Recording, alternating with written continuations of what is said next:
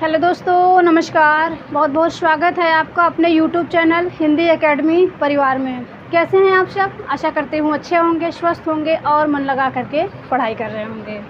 तो दोस्तों, जो भाई बहन चैनल पे पहली बार हैं वे चैनल को सब्सक्राइब कर लें, बेल आइकन प्रेस कर लें, जिससे हमारे वीडियोज़ की नोटिफिकेशन सबसे पहले उनको मिल जाया करे। और वीडियो में बने रहिएगा अंत तक। अगर वीडियो पसंद आता है तो वीडियो को एक लाइक ज़रूर करिएगा, अपने दोस्तों में ज़्यादा से ज़्यादा शेयर करिएगा। तो चलिए, हम टीजीटी परीक्षा की तैयारी करा रहे हैं। तो आप सबको इस समय हम टॉपिक वाइज प्रैक्टिस दे रहे हैं। तो आज का हमारा जो प्रैक्टिस होगा हिंदी व्याकरण पे है। हिंदी व्याकरण पे है प्रैक्टिस नंबर 10। तो इसमें हमने व्याकरण के सभी टॉपिक से प्रश्न लिए हुए हैं, ठीक है। तो चलिए, बिना देर किए हुए क्लास को कंटिन्यू करते हैं। तो देखिए, पहला क्वेश्चन है उबटन। उबटन शब्द का तत्सम रूप है। उबटन शब्द का तत्सम रूप है। उद्वर्तन है, ऊर्ध्वतन है, उपलेपन है, उपहलेपन है। क्षमा कीजिएगा, यहाँ लेखन लिख दी हूँ, यहाँ लेपन है। चलिए, अपने अपने आंसर करिए।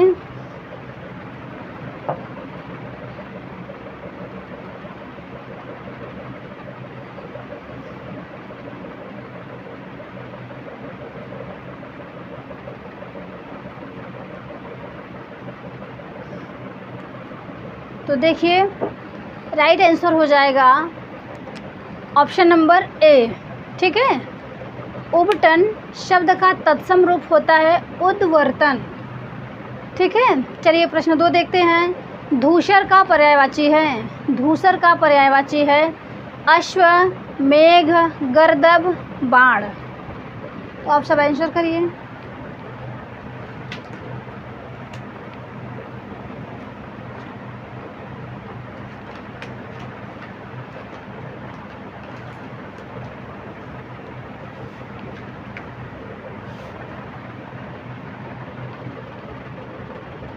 ये जो हमने ऑप्शन में रखे हुए हैं, ये शब्द इन सब के पर्यायवाची बहुत पूछी जाती है, परीक्षा में खूब पूछा जाता है। तो इनको आप सब ध्यान रखें। बताइए, धूसर का पर्यायवाची है।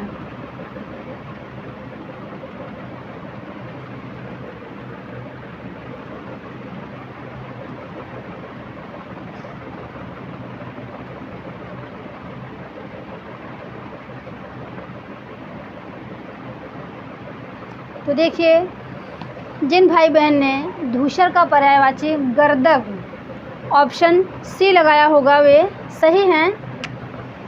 इनका होगा सी, ठीक है। अश्व की बात करते हैं तो अश्व का पर्यायवाची होता है घोड़ा, घोटक, तुरंग, तुरग, हय, बाज, ठीक है। ये सब आपका घोड़ा का पर्यायवाची है। चलिए, नोट कर देते हैं, आप लोग नोट कर लीजिए।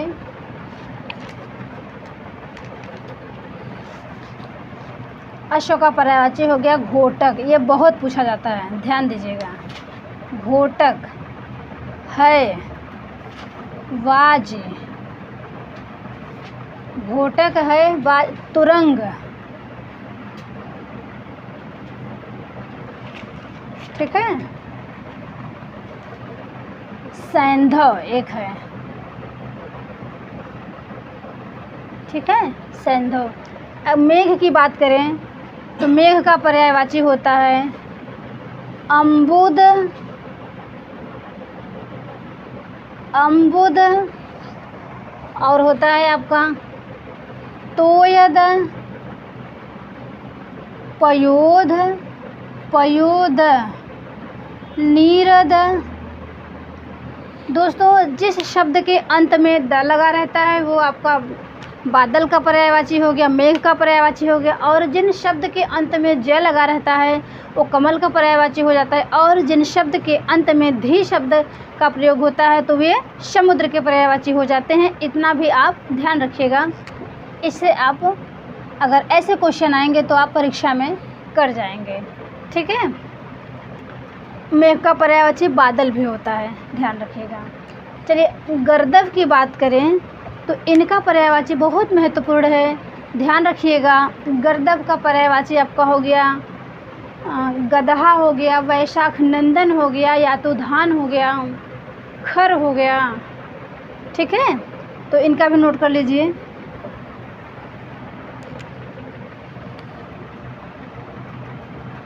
गदहा, यातुधान, यातुधान और चक्रीवान,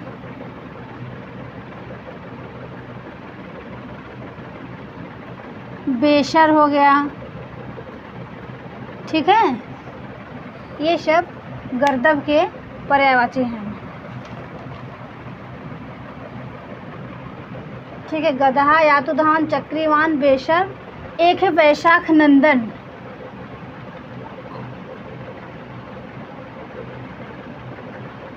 इम्पोर्टेंट है ये, वैशाख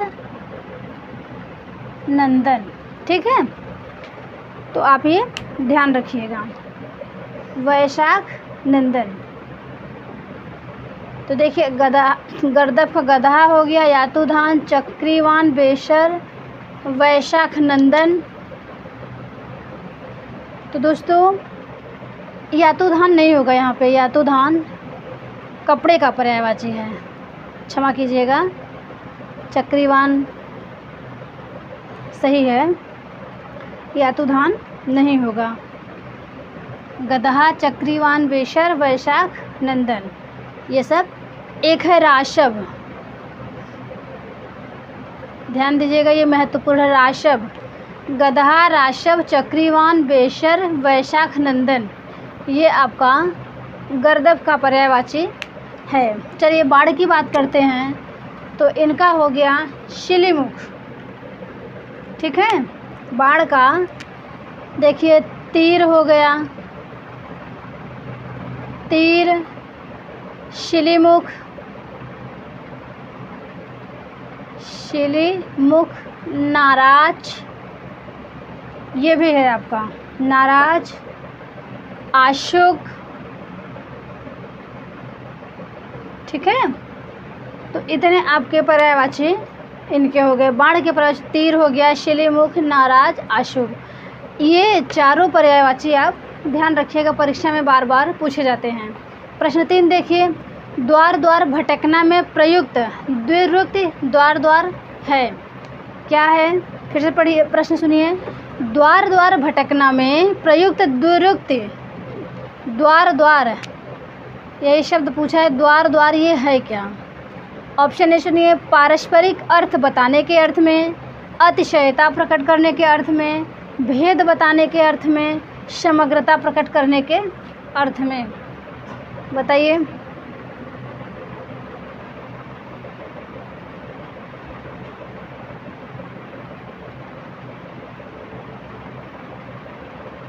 तो देखिए, जिन लोगों ने ऑप्शन ए चुना होगा वे सही हैं।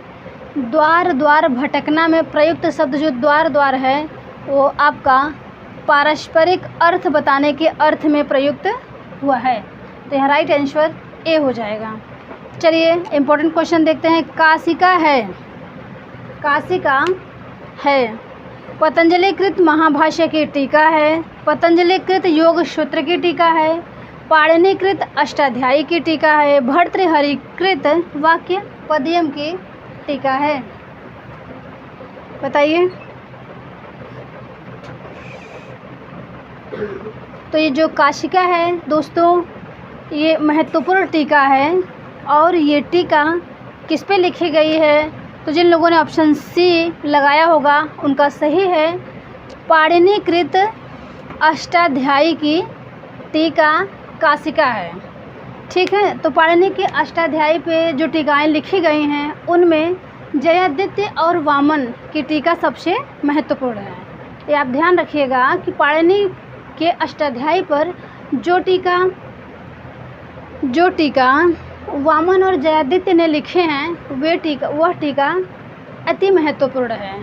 ठीक है, तो जिसमें अष्टाध्यायी में आपके 8 अध्याय हैं, तो 5 अध्याय की टीका जयादित्य ने लिखा और 3 अध्याय का टीका वामन ने लिखा। ये आप नोट करिएगा कि जो अष्टाध्यायी पे टीका लिखा गया है, तो जयादित्य ने 5 अध्याय की टीका लिखी और वामन ने 3 अध्याय की टीका लिखी।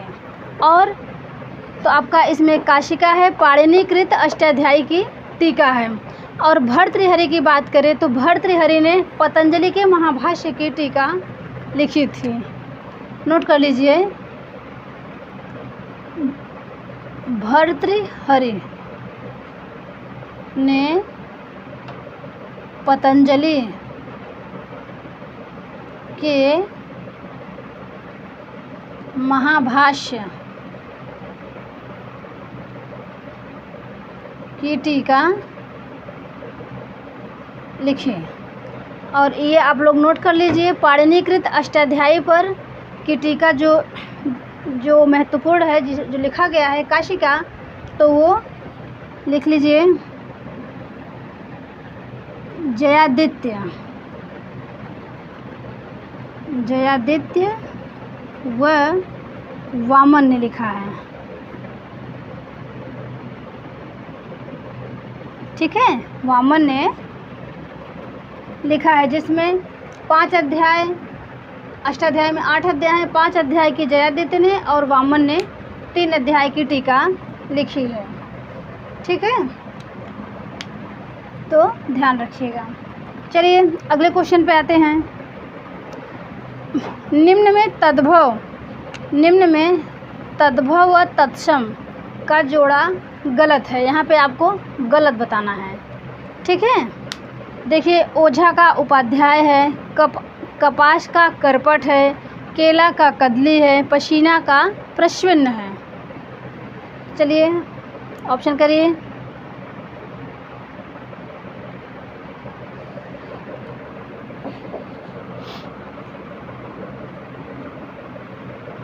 तो देखिए, तद्भव तत्सम का जो जोड़ा है वो आपका ऑप्शन नंबर बी गलत होगा, क्योंकि कपास का करपाश होता है। ठीक है, कपास का करपाश होता है।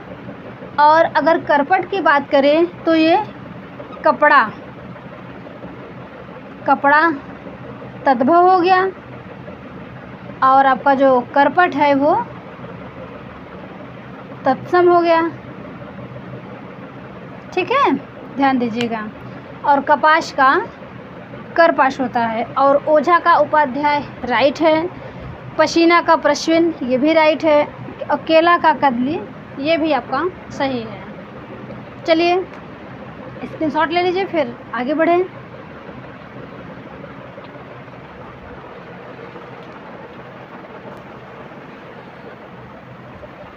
तो प्रश्न नंबर 6 देखते हैं।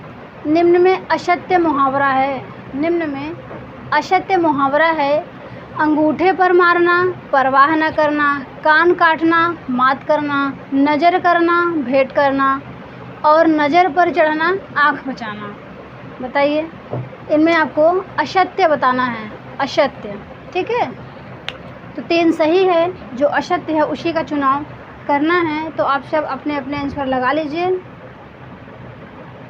तो देखिए, अंगूठे पर मारना का मुहावरा होता है परवाह न करना, ये भी सही है आपका। कान काटना, मात करना, ये भी आपका सही है। कान काटना, मात देना सही है। नज़र करना, भेंट करना या भेंट देना, ये भी सही है। नज़र पर चढ़ना, आँख बचाना, यही आपका गलत है।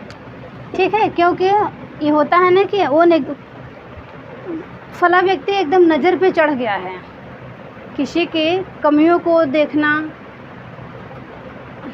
दिल से ले लेना कि उसमें ये कमी है, तो यही है नज़र पर चढ़ना। तो यही है कि नज़र पे चढ़ना, इसका आँख बचाना नहीं होगा, ये होगा कि आँख में खटकना या नज़र चढ़ना। ठीक है, इसका ये होगा, यही आपका गलत है, नज़र पर चढ़ना। प्रश्न 7 देखिए। दशरथ के पुत्र राम ने रावण को मारा। दशरथ के पुत्र राम ने रावण को मारा। इस वाक्य में कारक बनने की सबसे कम योग्यता रखता है। तो कौन है, इसमें कौन सा ऑप्शन है जो कि कारक बनने के लिए सबसे कम योग्यता रखता है, बताइए। दशरथ के पुत्र राम ने रावण को मारा।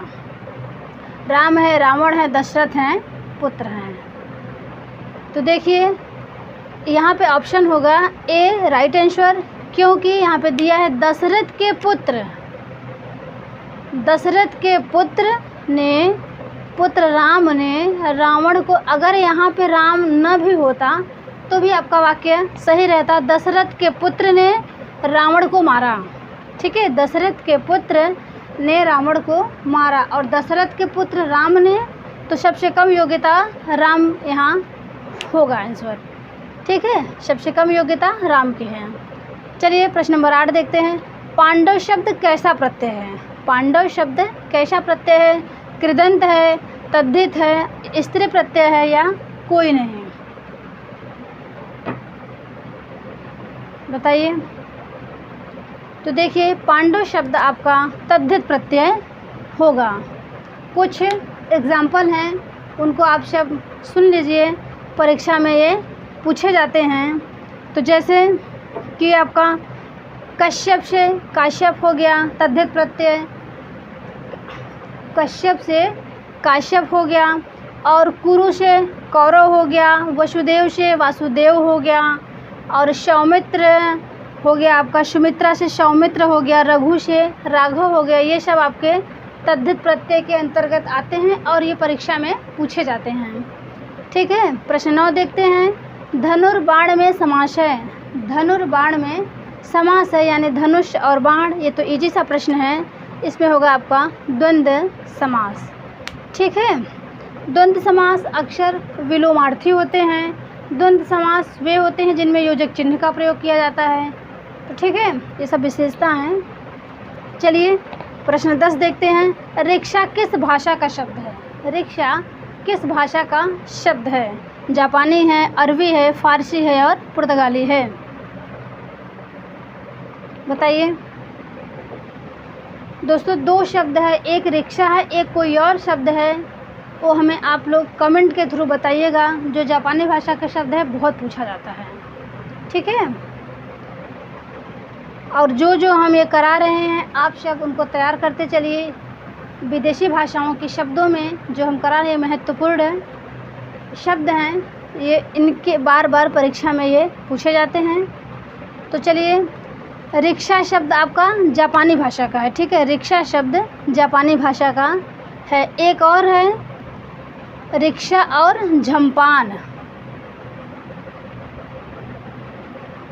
रिक्शा और झंपान, ये 2 शब्द हैं आपके जापानी भाषा के, ठीक है।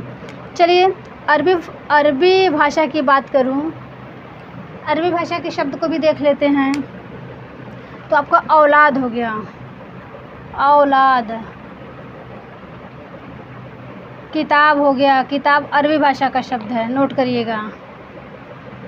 आदमी, आदमी हो गया, औरत हो गया,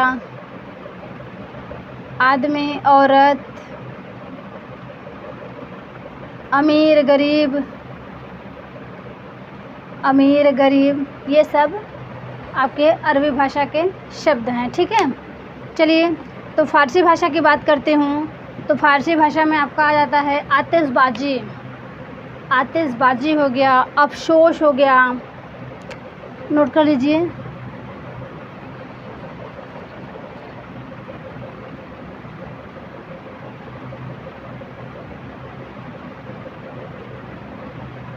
आतिशबाजी, अफसोस,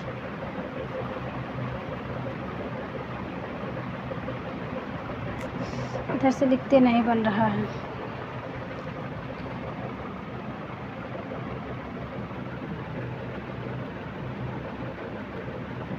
अफसोस, आतिशबाजी, ठीक है। तो ये आपके फ़ारसी भाषा का शब्द है। चलिए अब पुर्तगाली भाषा की बात करते हैं। तो पुर्तगाली भाषा में आपके अलकतरा हो गया, अनानास हो गया और गमला हो गया, ये सब आपके अलकतरा, ये अन्नानास ये वर्तनी में भी ये पूछा जाता है कि वर्तनी शुद्धि है, तो वहाँ पे आपको एक में अनानास मिल जाता है। ठीक है, चलिए तो फिर स्क्रीनशॉट ले लीजिए, आगे बढ़ें।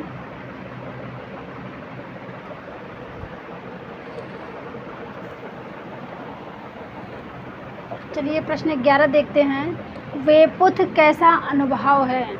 वेपुथ कैसा अनुभव है? आंगिक है, वाचिक है, सात्विक है, बौद्धिक है?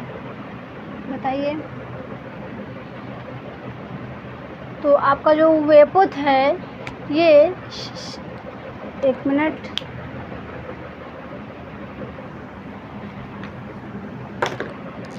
सात्विक अनुभव है। ठीक है, वेपुथ सात्विक अनुभव है।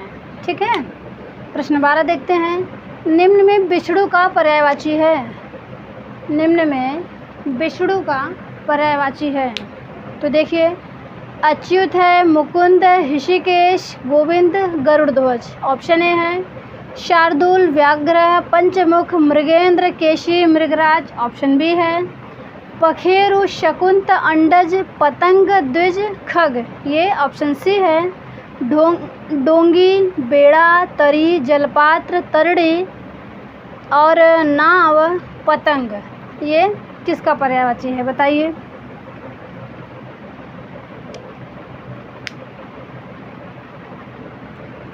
यहाँ पे चारों ऑप्शन में जो पर्यायवाची दिए हुए हैं ये अति महत्वपूर्ण हैं, इन्हें आप ध्यान रखें।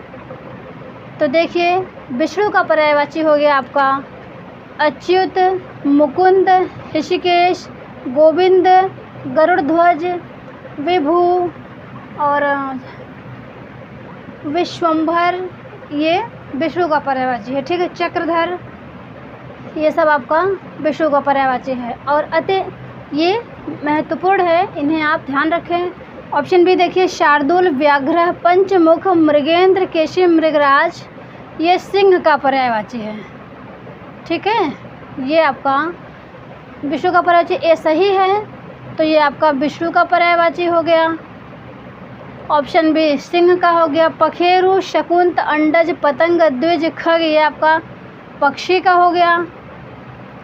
डोंगी, बेड़ा, तरी, जलपात, तरड़ी, नाव, पतंग, ये आपका नाव का पर्यायवाची है। ठीक है, ये आपका नाव का पर्यायवाची है। चलिए प्रश्न 13 देखते हैं। निम्न में व्यक्तिवाचक संज्ञा है। निम्न में व्यक्तिवाचक संज्ञा है, तो जहाँ पे किसी एक व्यक्ति विशेष का बोध होता है वहाँ पे आपका व्यक्तिवाचक संज्ञा होता है, और जहाँ पे किसी विशेष जाति का बोध होता है, एक न करके संपूर्ण जाति का बोध हो, वहाँ पे जातिवाचक संज्ञा होता है। और जहाँ पे समूह का बोध होता है जिस शब्द में, तो वहाँ समूहवाचक संज्ञा होता है। जिस शब्द में भाव का बोध होता है वहाँ पे भाववाचक संज्ञा होता है, और जहाँ पे नाप तौल का बोध होता है वहाँ पे आपका द्रव्यवाचक संज्ञा होता है। ठीक है, तो देखिए उत्तर, दक्षिण, पूर्व, पश्चिम, तूफान, बिजली, वर्षा, भूकंप, ज्वालामुखी, गर्मी, सर्दी, मिठास, घबराहट, तेल, पानी, लोहा, चांदी, दूध। तो यहाँ आपको व्यक्तिवाचक संज्ञा बताना है। चलिए अपने अपने आंसर गेस करिए। तो इसमें आपका राइट आंसर हो जाएगा, जिन लोगों ने ऑप्शन ए चुना होगा वे सही हैं। दिशाओं के नाम व्यक्तिवाचक संज्ञा के अंतर्गत आते हैं। ठीक है, तो उत्तर, दक्षिण, पूर्व, पश्चिम ये दिशाओं के नाम हैं और इसमें व्यक्तिवाचक संज्ञा होगा। तूफान, बिजली, वर्षा, भूकंप, ज्वालामुखी की बात करें, जैसे कि बहुत से ज्वालामुखी होते हैं आपका, लेकिन यहाँ पे बस ज्वालामुखी दिया है, इसमें सभी ज्वालामुखी आ गए, तो ये आपका जातिवाचक हो गया। यहाँ पे सभी ज्वालामुखी के जाति का बोध करा रहा है। ठीक है, तो देखिए यहाँ पे आपका जातिवाचक संज्ञा हो गया।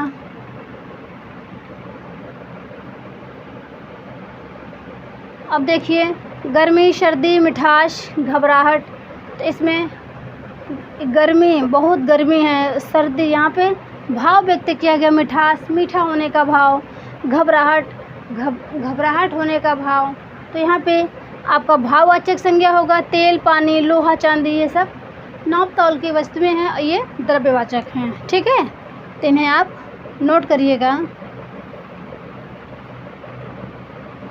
द्रव्यवाचक है और ये जो आपका है ये भाववाचक।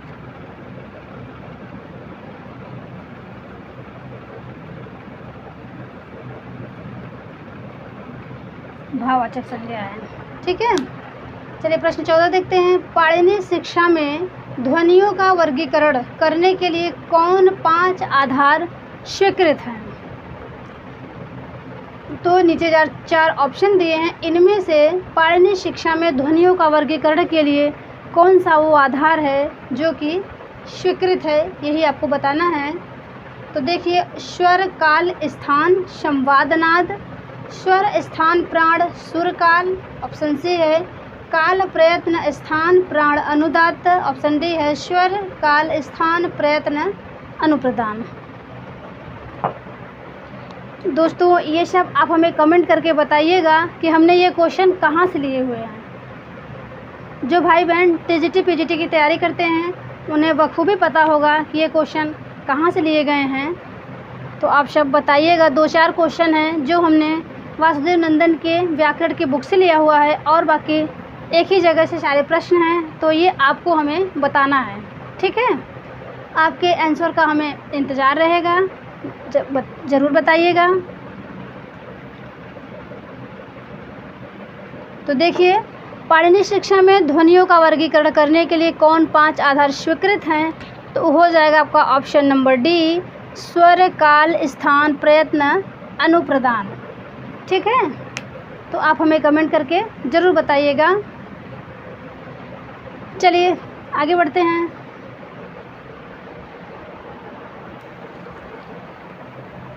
चलिए प्रश्न नंबर 15 देखते हैं। निम्न में शुद्ध वाक्य है, निम्न में शुद्ध वाक्य है। मातरम नीलियते कृष्णः, ऑप्शन बी है मातरि नीलियते कृष्णः, ऑप्शन सी है मातुर नीलियते कृष्णः, ऑप्शन डी है मात्रा नीलियते कृष्णः। इनमें आपको शुद्ध वाक्य बताना है, तो अपने अपने आंसर गेस करिए आप सब। तो देखिए जिन लोगों ने ऑप्शन सी बताया होगा वे सही हैं।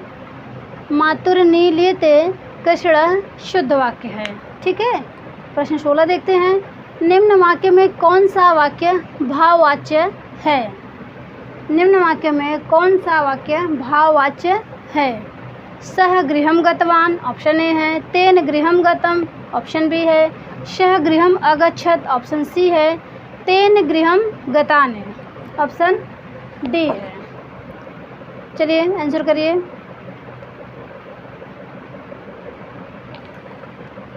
तो देखिए इसमें आपका राइट आंसर हो जाएगा ऑप्शन ए। ठीक है, प्रश्न 17 देखते हैं। आमिष का विलोम है, आमिष का विलोम है सामिष, निरामिष, मांसाहारी, शाकाहारी। तो बताइए।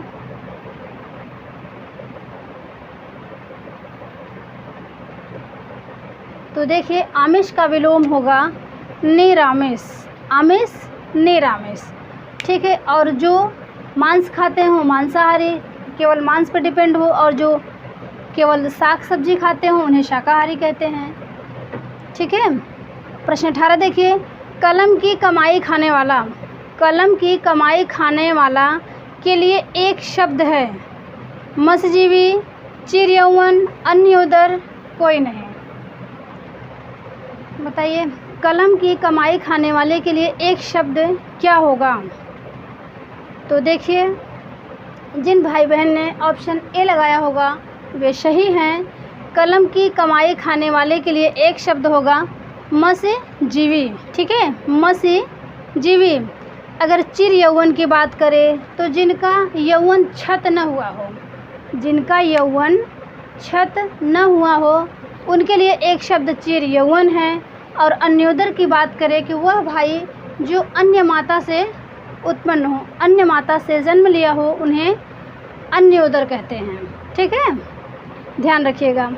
प्रश्न 19 देखते हैं। बसंत के 4 पर्याय दिए हुए हैं। बसंत के 4 पर्याय दिए हुए हैं, इनमें त्रुटिपूर्ण है ऋतुपति, मधुमास, कुसुमाकर, कांतार।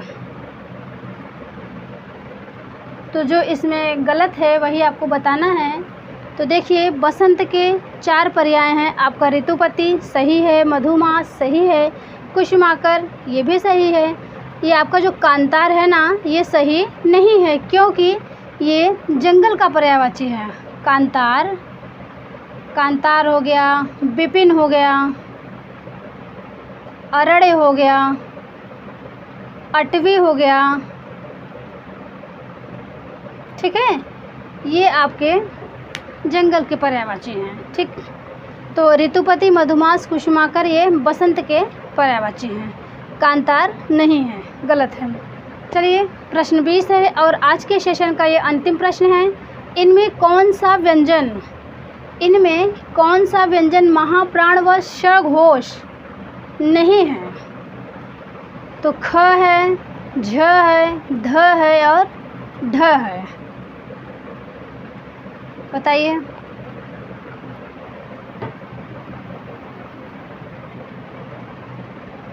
तो आप सभी ये जानते हैं कि वर्ग का पहला और दूसरा जो होता है वो अघोष होता है, तीसरा, चौथा, पांचवा घोष यानी सघोष होता है। और वहीं अगर अल्प प्राण की बात करें तो पहला, तीसरा, पांचवा अल्प प्राण होता है, जबकि दूसरा और चौथा आपका महाप्राण होता है। ठीक है, तो क, ख ये आपका अघोष हो गया। इसकी बात करें तो ये है आपका च, छ, ज, झ ये चौथा है, तो ये आपका महाप्राण है और ये सघोष है। ठीक है, और ध की बात करें त, थ, द, ध ये भी आपका महाप्राण है, सघोष है। इसकी बात करें ढ की तो ये भी आपका महाप्राण और सघोष है, ट, ठ, ड, ढ। बचा ये केवल महाप्राण है, जबकि सघोष ये नहीं है। ठीक है, ये अघोष है। तो आपका राइट आंसर यहाँ पे नहीं पूछा हुआ है, तो आपका राइट आंसर होगा ए। तो दोस्तों, प्रश्न कैसे थे, आज का सेशन कैसा लगा? अगर पसंद आया हो तो वीडियो को एक लाइक करके ज़रूर जाइएगा और अपनी प्रतिक्रिया इस पे हमें ज़रूर दीजिएगा और हमें ये बताइएगा ये प्रश्न हमने कहाँ से लिए हैं। अगर आप टीजीटी पीजीटी की तैयारी करते हैं तो हम टीजीटी पीजीटी को ही उद्देश्य बना के परीक्षा की तैयारी करा रहे हैं। तो ये सारे क्वेश्चन हमने पीजीटी की परीक्षा में आए हुए हैं। इसमें 3 या 4 क्वेश्चन ऐसे होंगे जो हमने वासुदेव नंदन की बुक से लिया हुआ है। हमने आपको स्रोत भी बताया है, तो आप हमें बताइएगा ये हमने कहाँ से लिए हैं, ये पीजीटी के पेपर का है और किस ईयर का पेपर है। आपको हमें ये कमेंट्स के थ्रू बताना है। ठीक है, तो चलिए आप अपनी प्रतिक्रिया दीजिएगा हमें और हमें सपोर्ट करिएगा। अगर आपने हमारे चैनल को सब्सक्राइब नहीं किया है तो चैनल को सब्सक्राइब कर लीजिए और पसंद आए तो हमारे वीडियो को एक लाइक भी किया करिए, अपने दोस्तों में ज़्यादा से ज़्यादा शेयर किया करिए और हमें सपोर्ट किया करिए। तो चलिए दोस्तों, वीडियो देखने के लिए आप सबका बहुत बहुत धन्यवाद। अब मिलेंगे नेक्स्ट वीडियो में एक नए प्रैक्टिस के साथ, नए टॉपिक के साथ। तब तक के लिए दीजिए इजाज़त। नमस्कार।